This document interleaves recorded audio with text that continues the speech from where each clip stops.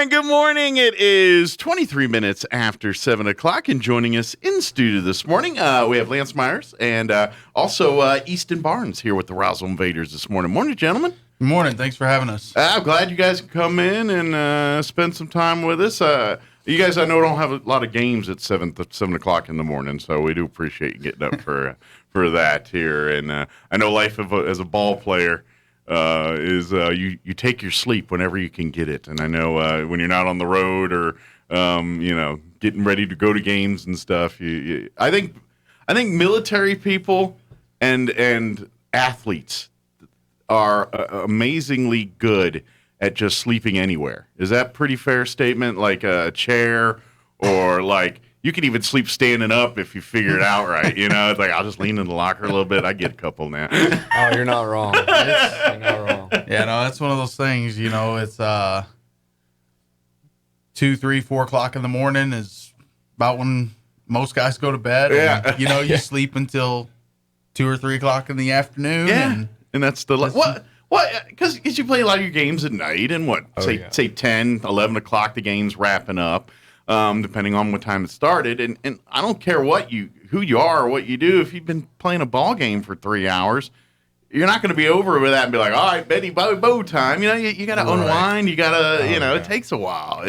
And you got to mix eating in there and everything else. Adrenaline's got to go down. Shower. Sure. And how much of that is kind of regimented at this level for you guys? I know, like, when they get to Major League Baseball and the big league, they're telling them what to eat, when to go, when to do everything. I mean, at this level, are you guys on that kind of program with foods and things, or is it pretty much, you're kind of responsible for your own, I mean, obviously trainers and stuff help with that, but it's on your own to make sure you're eating the right things and doing the right things to be ready for ball games. Yeah, definitely on your own here. And that's the biggest difference between, levels of ball that I've played at and stuff is it's just, it's what works for each individual player. Sure. Everybody's different. Everybody kind of, has their routine and goes through it, and it's going to be, what I do is going to be different than Easton. What Easton does is going to be different than the next guy. So, well, I didn't know, because I mean, science is so much farther advanced along on all this kind of stuff, and so everyone's like, even at those levels, and they're just like, okay, you got to do the perfect cocktail of this to make sure that you're going to peak your performance and all that. And I know people do a lot of that studying, so I didn't know if that was, kind of, I know with major league levels of all sports that, they're way into that kind of thing, but I didn't know if that was kind of matriculating down into the other levels and saying, no, we're instilling these programs. And I imagine maybe the AAA ball clubs and stuff were, revenue's a little bit more coming in and things. Right. They can access some of that kind of thing. But definitely. And the higher up you go, the more money you make and stuff like that. And it is easier to get on some of those regimens or do some of those things. Sure. And that's one of the biggest differences with us is there's not a lot of money in independent professional baseball. Sure. And it's just, it's guys stretching things out. It's guys making do, grinding out. Sure. And, just doing what they can to stay on top of what they need to be doing as far as, food, sleep, nutrition, just, kind of the whole 9 yards. Absolutely. And I imagine too, it's like any other ball club. You got your more experienced veterans and the younger folks, and the veterans always kind of look out for the younger guys, and vice versa too, where the younger guys are kind of learning, and but also in the same time imparting some, the experiences and things they have with the veterans, and there's that mix there. It's always nice to see the guys that played at like even affiliate levels and the higher levels, the way they handle themselves in a clubhouse or wherever they're at, versus the guys it's their first year, and they kind of have their own, like you said, their own regiment, their plan and everything, and they'll just kind of go about their way, and the guys will just watch them. They just sit there and pick up on what they're doing and make their own little thing about it or whatever they got to do. I'm guessing both of you guys have seen the movie Bull Durham, right? Okay, I kind of figured. I was like, these are baseball players. I mean, I know the movie's older, but it's a baseball movie. But there's a scene in that movie like where they're in the back of the bus talking. and Kevin Costner is sitting there and he's like, he's been to the show and all that. I mean, is there ever those kind of moments where there's the one guy who maybe had played with an organization at the big, and he's like, yeah, he was there. I mean, is there those kind of moments where you have the guys come in to play or anything like that where it's like, oh, they've been to the show, let's talk about that. I mean, is there ever those kind of moments at this level? Yeah, I've definitely seen it. I was fortunate enough to play a little bit of winter ball with a bunch of affiliated guys. So you're the guy I've been to the show. There was only two guys in the league at the time that I was playing in Guatemala that were not affiliated, and I was one of the two. Yeah.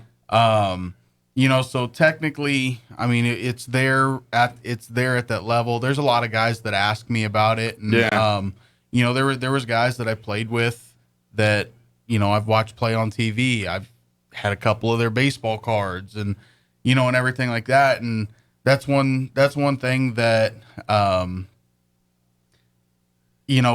when you're doing things like that, sure, and you're talking to the younger guys, or somebody asks you about it, it's like, it is kind of, in a sense, breathtaking at first, and it's like, holy cow, I'm like, this guy's here, this guy's playing, like, I've seen him. But at the same time, you have to have the mentality, act like you've been there before and stuff. You have to act like you've been there before. And at the end of the day, regardless of the level you're playing at, if and we'll just use somebody like Mike Trout. Yeah. If Mike Trout comes down and is playing in the Pecos League, like, is he going to be one of the best players, probably the best player in the league? Absolutely. But at the end of the day, you have to have the mindset and mentality that he's on the same field as you. You deserve to be there. He's no better than you. Absolutely. You're on, when you're on that field and somebody else is on that field, it doesn't matter who it is.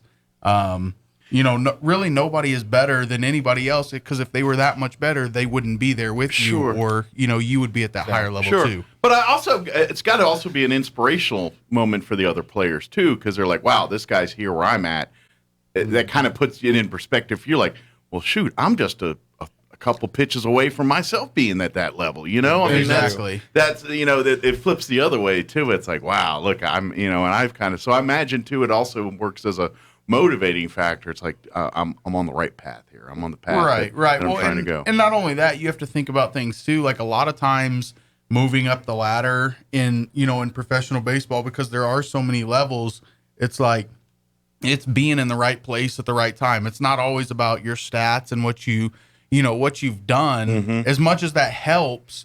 At the same time, a lot of it is, a team, seeing you, or, a scout, or whoever it is from a certain organization, or, different level, seeing you play a game, and, liking what they see. And that's how that's how the call-ups really start. Sure. And, for the most part, and, just getting your foot in the door. So, that's really it. And it's the like, more, go ahead. I was, it's like any other, you're just trying to put your body of work out there in front of someone that can influence that and put you somewhere. And that's, definitely. Oh yeah. Most definitely. And, and then the more that you have, the more you have players around that, people know, or B, they've got a lot of stuff on as far as social media or on TV, or, they're a big prospect, this and that. There's going to be more people watching. And even though it's all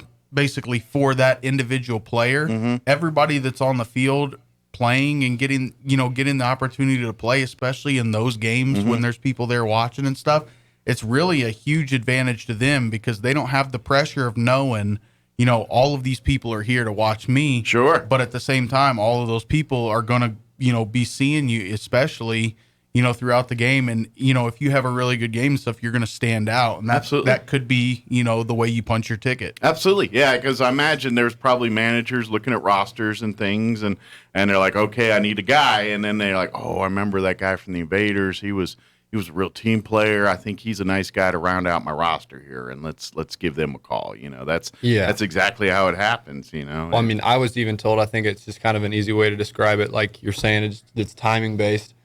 The league I was in before this, I ended up meeting a guy that was drafted in the 8th round. He's my roommate, and he told me there's three things you need to play affiliate baseball. You need two of the three. You need timing, you need talent, or you need to know somebody.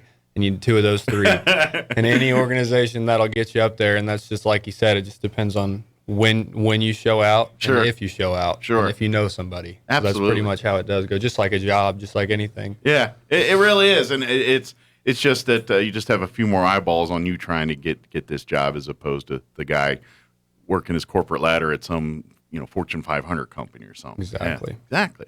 So obviously it's been kind of a different season this year for the Invaders. 3-month.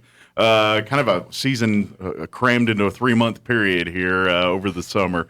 And so it's been kind of hot and heavy for you guys over the last couple months here. Obviously, a lot of changes here and there with schedules and moving things around. But good news is we're down to the nitty gritty of the season here. We're in the playoffs now. And the Invaders are a series away from playing for a championship here. That's pretty exciting stuff. So, I mean, from the manager standpoint, you got to be excited. Hey, and I remember at the beginning of the season when we moved in, we're kind of the Invaders are kind of that targeted team in the Pecos League. They're people gun for this team, so you're going to get your A game every time. The Invaders face an opponent. They're looking at the Invaders as, all right, we got to bring our best game kind of thing. And obviously the teams come through, battle tested this through past 3 months, and here we sit a series away from talking about a championship here. So got to be good stuff there. Yeah, no, it's definitely good. At the beginning of the season, we started off, pretty rough. The first half of the season, it was kind of, just playing 500 ball. But in baseball, that's if you can play 500 ball, you're in the hunt, right? I mean, that's baseball. You just got to hang in there, and you can make a run at the end. Right, but and then more times than not, 500 baseball is going to be successful. Yeah. It was something that things weren't going things really weren't going our way, and we made a few changes as far as roster. Mm-hmm. As rosters go and stuff. We actually had a couple of guys get moved up, which is a bad problem for you, but good problem for them. Exactly. That's one of the things that I've always told myself and everybody that played for me this year and even I guess last year during the COVID season when I was in Indiana. Mm-hmm. At the end of the day, I love winning. I hate losing more than I like winning.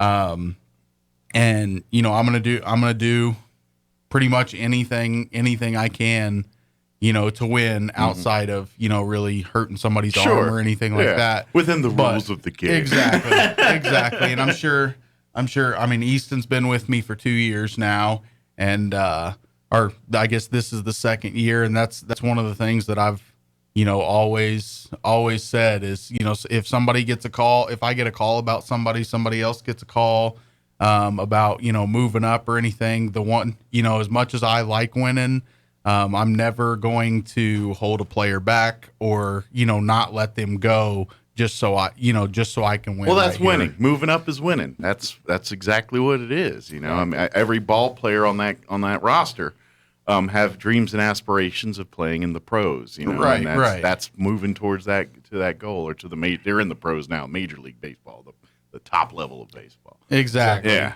So from there, like I said, it started off a little shaky. We made a few changes, roster wise. I moved a couple of guys around defensively a little bit and, started trying a few different things out and figured out what was working best. And sure. We started playing really good baseball and we finished out the regular season strong. We swept Tucson 4 games. And then moving into the playoffs, we went and the first round of the playoffs were hosted in Alpine, which is where I've played in this league. So that was, it was kind of home territory for you. It was a little bit of home territory. It was nice to go back. That's where I've been living in the off season. Me and my fiance Julie, we've got a house there, and so I was able to sleep in my own bed. But it was great to go back there and win that series. A little bit sweeter when you go back to those places and show them up. Oh yeah, and and it was home field advantage for them. They had a stadium full of fans, and they're there for you, Lance. By the way, they're like, Lance back in town. Let's pack the stadium. Exactly. Yeah, sure. Didn't sound like it, but. So, but yeah, no, it was good. We came out, we got the job done from top to bottom. It was the whole team. It wasn't an individual. Sure. And, everybody played a part in some fashion or way. Sure. It's almost like the story was meant to be written that way. Right. You know what I mean? You know what I mean? Sometimes you're Always going through life, looking back. Yeah, and it's like, well, in a little bit of sweet irony, we ended up here, and here it is. And it's like, it's almost like, well, that's the way it's supposed to happen. So we're going to play it out here, and here it is. So that's cool. Exactly. And then, the second round, or the semifinals, on our side of the playoff bracket is coming up. We're actually traveling to Garden City, Kansas today. So we got about a 8-hour drive ahead of us, and well, you should have plenty of sleeping opportunities. Like we were talking about earlier. You want to find ball players, they'll find sleep. Bus, they probably all got. Do y'all have designated spots and everything? Like that's my seat. That's my. I mean, y'all. You spend enough time on the road. I didn't know if y'all are like that automatic, where assigned seats are just kind of formed and things like that. Over time, guys definitely find their preferred spots. Yeah. For sure. Oh, I'm sure. That's true. However, we actually don't have a bus. We don't have vans or anything like that. Is everyone traveling their own? Or? I've tried to, figure things out. Try to get vans donated, a bus donated, or see if we could rent something. And nothing's really come up about it. And, okay. It makes life a lot harder for myself and all the guys on the team, but at the end of the day, we're splitting up, driving our own cars. Okay. It's a caravanning, I guess, basically. That's exactly it. And, like I said, it's not always the funnest. It's not always the best for the team. Well, the camaraderie does happen in those moments where everyone's together. So that bus is kind of an important part of the team chemistry. Exactly. Yeah. And moving forward in years to come, that's going to be one of the biggest things is, I'm hoping that we can get something, donated or be able to, work something out to where we can use a van or a bus or whatever it is to get everybody together. And absolutely. It's just, it's a lot more expensive too. Driving you got own cars. You got a big pile of lemons here. We're making lemonade, and exactly. Unfortunately, the bus is not part of the lemonade yet. But if anybody's listening, hey, some baseball fans out there, they know where they can procure a bus or a van or something that could hold a baseball team's worth of men. Then please reach out. They would love to. Would you have to paint it lime green though? That the station, would that be? Probably a safer vehicle. I mean, it's really hard to get in an accident when you see a giant lime green thing coming down the highway. That's very true. That's very true. Oh man. So obviously, fans aren't going to be. I mean, I guess you could go to Kansas if you'd like to carpool and go, but obviously, we're just going to have to wait with bated breath here back home and hear the results and everything from that series up in Garden City. Yeah. So and actually, if anybody wants to watch, you can always watch it. It's they got some streams. It's live. Up? Every game in the league is live streamed on Meritix. Okay. It's also play by play and stuff is done on the app Point Streak. Okay. Is there a link on the Invaders Facebook or anything? There will be a link for the Meritix. There's a link for the Point Streak, and then there's also in Garden City they've got a radio station that covers cool every single game. So the radio station will also be posted. Nice. And depending on the station, a lot of those stream around the world or at least in the country too. So you could probably look up. If you find their call letters and everything, we could probably look it up online too. Yeah. Cool. So that's usually what it like when I've went and looked up, things. It's just, it's a radio station play by play. It's the guy. I believe his name. I'm pretty sure his name is Joe. I met him the last time we were in Garden City, and he does a really good job with it. And Now, granted, he's going to be calling from a Garden City perspective. So, Right. Exactly. So remember that. He's not going to be pro Invader so much. That's very true. But I will say, my experience in the past in the league and stuff, especially being playoffs, the stadium there will be packed. Good deal. That's great. So, well, hopefully now, if we get to the championship, what's the two teams on the other side of the bracket that you could face? The Tucson Seguros in Tucson, Arizona, and the Bakersfield Train Robbers out of Bakersfield, California. Now, is there any chance that a series with either one of those would be back here in Roswell, or are those all on the road too? No, it'll be on the road. Okay. Is that all based on rankings and things? Or? Yes, Okay. sir. Yes, sir. Because actually, Well, like I said, we squeaked by and got into the playoffs, and we were the absolute last seed. But like I said, the second half of the season, towards the end and everything, we were playing our best baseball, doing what we needed to do to get in the playoffs. peaked at the right time. Yeah. We got that's definitely right. We got hot at the right time, and But that's baseball. That's sports, man. I mean, moving it's so in, ebb and happened. flow, and so that's the greatest teams on the planet are going to have those ebbs and flows and slumps, and it's baseball, man. Someone's got a hitch in their swing. Something happened that messed up. Now it's screwing up my pitches. I mean, that's baseball. That's just it's mechanics. And do you have any superstitious guys on the team where I know you're stepping on the line. That's a given. But I mean, where they're like, okay, these socks only, or I'm not going to change this until the streak ends. Any of this kind of stuff. I'm sure that happens too. Mike Floor with his Oakland Raiders shirt. Oh man. There's always somebody on the team that's out like that. And you might not even know it. It might not be obvious, but if you go up and ask just about anybody, there's one little thing, whether it's a headband they wear every time or an arm sleeve they wear every time. It's just something. I know exactly. Because I used to play, I'm from Maryland, D.C. originally, but I used to play hockey when I was young, and I was a goaltender for a while. And goalies in hockey are generally not the most sanest people on the planet. They're pretty crazy individuals. But, oh, my God, you talk about traditions. And so I was the same way. And I'm not that in my life, generally. I'm not like avoiding ladders, and I'm just living my life, Yeah. But, man, when I got to hockey, I'm like, I got to put my left pad on first. I got to, like, when I come up to the goal, I got to tap it a certain way, or I'm going to have a bad game.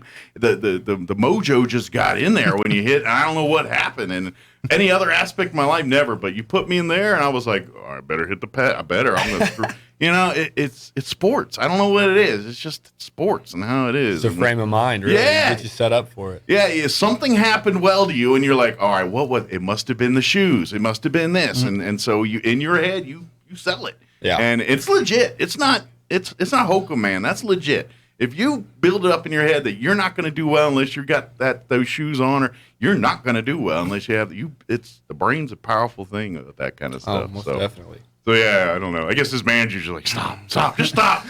Don't put that in your head, man. Here's a new pair of shoes. Just wear them. Start with practice. But like I said, we're gonna keep now. The Garden City stuff will start tomorrow, right? That series will start tomorrow. What time is the first game tomorrow? It's a 6:05 start time, but there is an hour difference. Yeah, they're in Central Time, so it'll be 5:05 our time. Right. So instead of we're an hour off, and then we adjust to that, and then Every go. time. So it will be with the game being a little bit earlier. There will be a couple more innings with daylight rather than just under the lights. So, and that's one thing too that I've seen a lot, especially with some of the younger guys. When guys are playing, college ball and stuff like that, they don't have near as many games at night under the lights. So that's another adjustment that a lot of those younger guys have to make. I never thought about that, but you make a good point. Playing at dark, playing in the night when the lights are on and everything. It's completely different than playing during the day where everything's just natural sunlight, and as much as people don't think about it, it really does make a huge difference. I would, especially your outfielders and things that are catching pop flies in the light and things, and the sun's pretty consistent. I mean, yeah, you know what I mean. You're gonna know where it's at and everything. Where the lights, it could play all kind of havoc on judging just depth to distance, and that's why that's why all the time you see guys, if you lose it in the lights, man, and then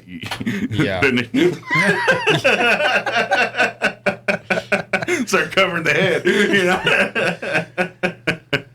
But and you're right, though. You never think about that, but that's a huge, it's almost that Hoosiers moment in the movie Hoosiers. Another old movie, I don't know where, if you ever seen where the Gene Hackman gets the team to the state playoffs, and the first thing, they're in the big giant 50,000 or 20,000 seat arena or whatever, and he's like with his tape measure out there measuring how tall is that basket there? 10 feet, coach, and just like the one in our Hickory gym, isn't it? And there is some of that, but no, if you've never played, these are actual obstacles that are just different than, it's more than just the intimidation factor there, but hey, the ball bounces different on this turf versus in our patch of grass. Or exactly. And that is the thing. Garden City's infield is turf. Gotcha. So the ball's going to move a little faster. So it'll move a little faster, but you're not going to have the bad hops. It's all going to be true. Yeah. It's different. It's different playing on natural surface than it is turf, but it's a lot easier to go from natural surface to turf. Exactly. Yeah, turf is pretty consistent. Exactly. We're home field with your patch of grass, and you know where the divots are. They don't know where the divots are. Most definitely. That's true home field advantage. And you can play that to your advantage. Absolutely.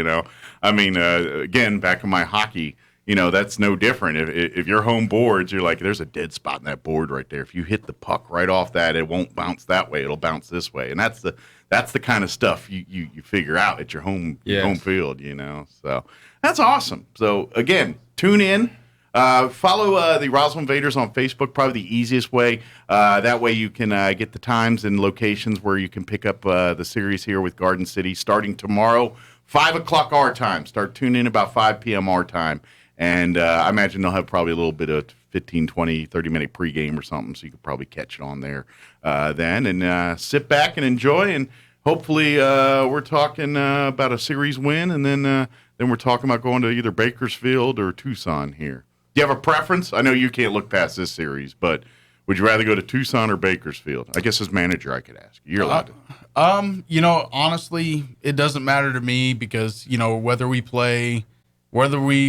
are playing a game here in Roswell or we're playing in Bakersfield, California, or at the end of the day, we still got to play the same game. We got to come out ready to go.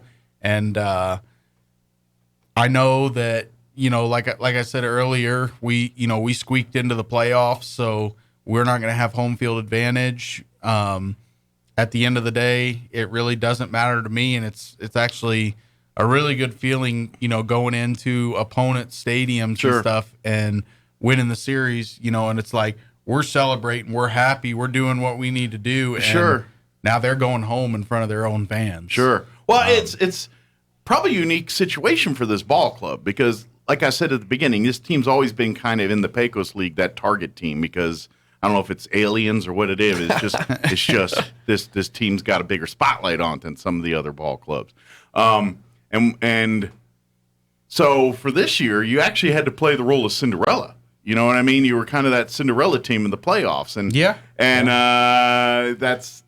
there's something magical about that role that's why, how many times you see it in sport where there's that one team that had no business being in the playoffs. They get in the playoffs and they're dominant, and